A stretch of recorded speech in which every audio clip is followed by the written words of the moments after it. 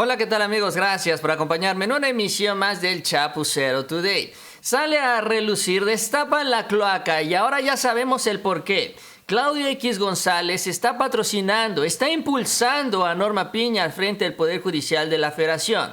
Y es que resulta que la empresa en donde él, su hermano y su papá son socios está demandado, incluso ellos mismos también, porque se quisieron agandallar, se quisieron robar otra empresa justamente desde Kimberly-Clark. De esto vamos a platicar el día de hoy, lo que sale a relucir este caso en donde ellos ahorita las llevan de perder y obvio esperan que en la Suprema Corte se pueda revertir esta decisión. Así que les invito a que me acompañen durante los próximos minutos. También vamos a ver qué sucede allá en este plantón frente a la Suprema Corte y cómo la oposición, sigue defendiendo a la ministra presidenta. Si les gusta el video, les invito a que se suscriban al canal y también les agradezco mucho ese like. Y bueno, vamos a iniciar. Vamos a ver qué es lo que está sucediendo con Claudio X González y la empresa de su familia, porque mientras ellos se presentan como los grandes salvadores de la nación, como los grandes preocupados también por lo que sucede con los millones de mexicanos, a nivel empresarial son unos depredadores, unos tranzas y tratan de defraudar a sus propios socios, que es lo que aparece denunciado el día de hoy y que por eso también los socios los terminaron acusando ante los jueces. Resulta que hoy publica Darío Celis en su columna lo siguiente: demandan a Kimberly-Clark por despojo.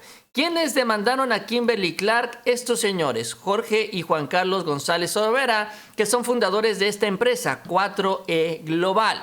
¿Cuál es la historia detrás de esto? Resulta que el consorcio de Claudio X González Laporte, Kimberly-Clark, fue demandado y su consejo de administración también. Y está en riesgo de ser llamados a cuentas por esto, por esta acusación de despojo. Es por esta empresa 4E Global, que es dueña de las marcas como Blumen, Video by de Dajone Keeper, San Geneve, Anne Rothschild y The Botanist, que básicamente son geles para las manos y antibacteriales, los cuales sabemos tuvieron un boom muy importante en lo que fue esta etapa de la pandemia. En 2016, antes de la pandemia, decidieron asociarse esta empresa 4E Global con Kimberly-Clark al 50%. Eso es lo que se revela, fue el acuerdo inicial. En 2019, poco antes de que se hiciera pública la pandemia, como les iba relativamente bien, Kimberly-Clark decidió adquirir todavía una mayoría más importante en 4E Global, saltando su participación del 50% al 77%, lo cual para ellos fue muy beneficioso porque después llegó la pandemia, las ventas subieron y estaban haciendo dinero a manos llenas. Sin embargo, se vinieron los problemas y esto es lo que lleva al enfrentamiento ya entre los socios. Para mediados del 2021, los problemas iniciaron. Kimberly-Clark enfrentó en Estados Unidos un retiro voluntario, ¿no?, que se llama el recall de gel antibacterial. ¿Por qué? Porque finalmente van encontrando irregularidades las autoridades en los productos y obliga también a las empresas a que retiren estos productos del mercado. Y debido a esta situación, Kimberly-Clark responsabilizó a sus socios minoritarios, que son los dueños de esta empresa 4E Global, la empresa más pequeña. Después de esto, Kimberly-Clark formuló una querella en la Fiscalía de la Ciudad de México, o sea, se fue en contra de los socios, a la cual ya comparecieron los dos hermanos, acreditando que ellos no fueron responsables de que se tuvieran que sacar estos productos del mercado. La ruptura, dice Darío Celis, llegó al extremo en noviembre del 2021 cuando Kimberly-Clark, y miren nada más el agandalle, Kimberly-Clark celebra una asamblea en sus oficinas en la que ellos deciden tomar el 100% de esta empresa, 4E Global. Ellos se sientan en este consejo de administración y dicen, nos quedamos con toda la empresa, en donde tenemos demandados a los socios.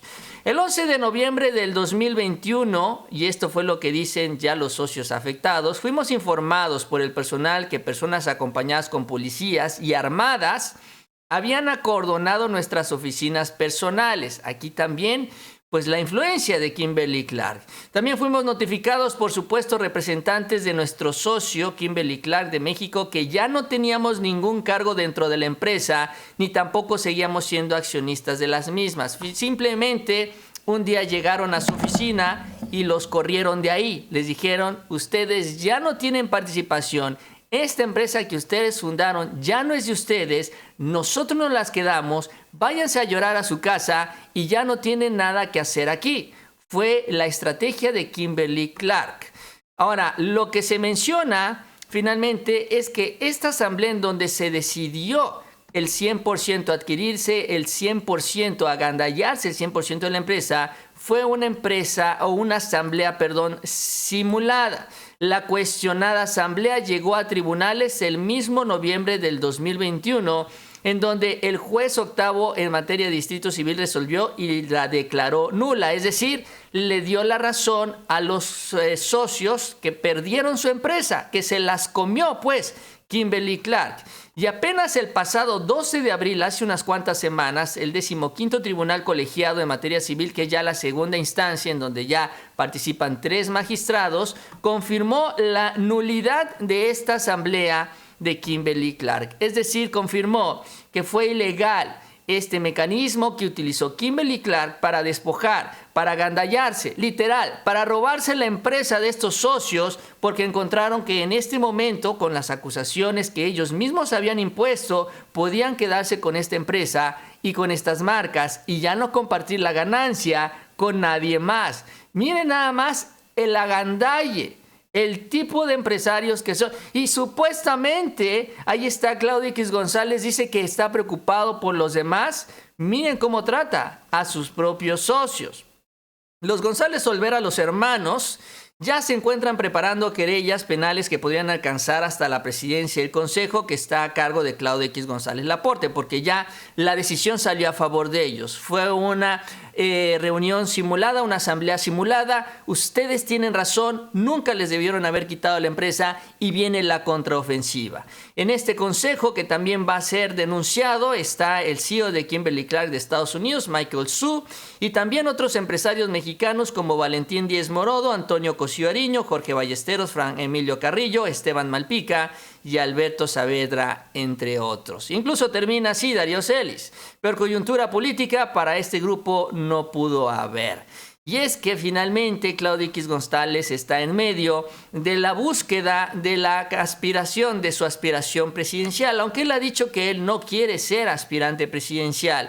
También todos los ven justamente como uno de los personajes que va a la cabeza en este proceso interno de la oposición. Ese es el que mueve los hilos, el que le marca la línea, el que le ordena a la oposición y a los partidos qué hacer y qué no hacer. Y gracias al poder económico que él tiene, y porque los partidos ahorita necesitan este dinero, ha podido imponer sus condiciones, como abrir el proceso interno de Va por México en la selección de candidatos. Incluso ya sabemos, él ya tiene su propia pasarela de candidatos en donde está Lili Telles, donde está Silvano Aureoles, Mancera, etcétera, etcétera, etcétera.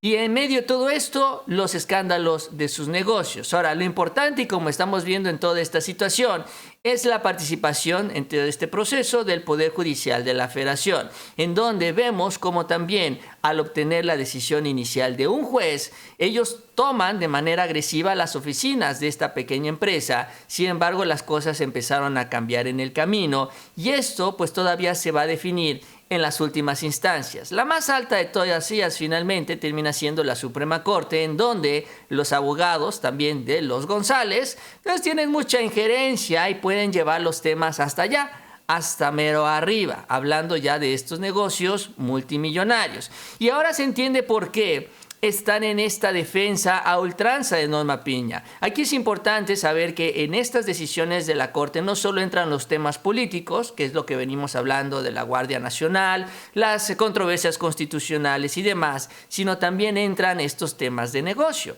Por eso es que, por ejemplo, el día de hoy sacan este tipo de reportajes. Es que inician una campaña de desprestigio en contra de Norma Piña, como si se necesitara hacer una campaña para desprestigiarla. Ella solita con sus decisiones ya está ganándose el repudio de la gente. ¿Pero a qué es a lo que se refiere? Bueno, sabemos que ahí está el plantón, que se anunció va a estar toda la semana en las afueras de la corte, en donde tienen cerradas 2 de 3 salidas y una sí está protegida por la Guardia Nacional y elementos de la Ciudad de México. Pero esta manifestación pues es pacífica.